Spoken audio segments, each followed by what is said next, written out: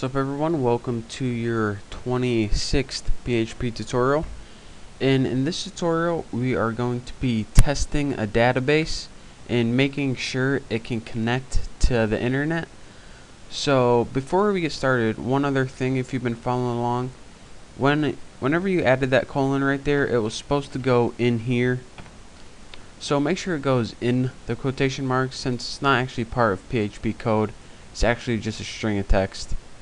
So once you corrected that, and make sure you do it or else you're going to get an error, we can finally start testing our database.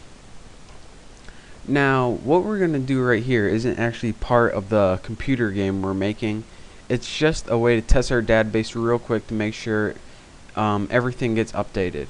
Now if you didn't know, our database right here, remember you filled in, I changed my email already, but we're going to be changing that again.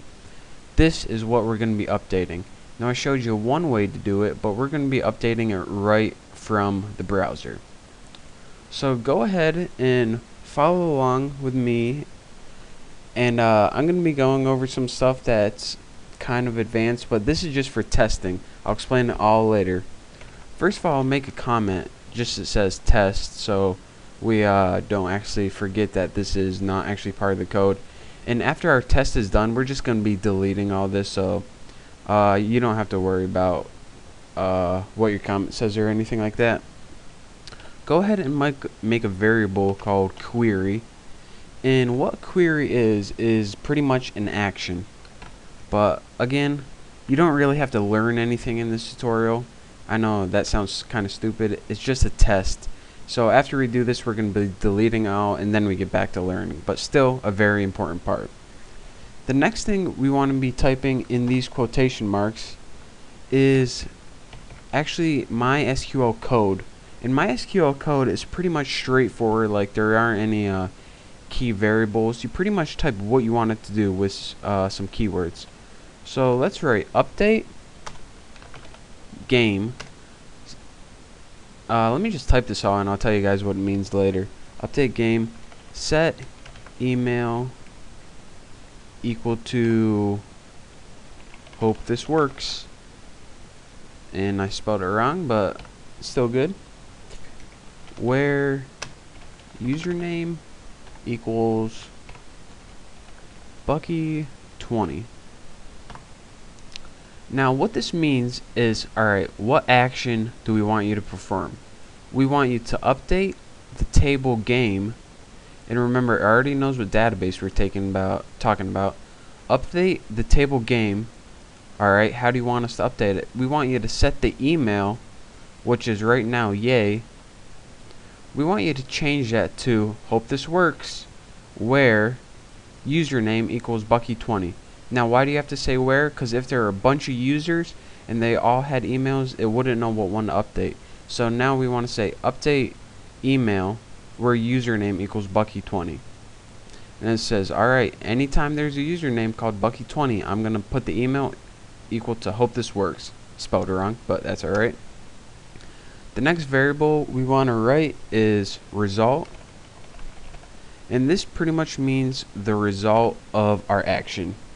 Again, you don't really have to remember that. I'm going to be going over it later.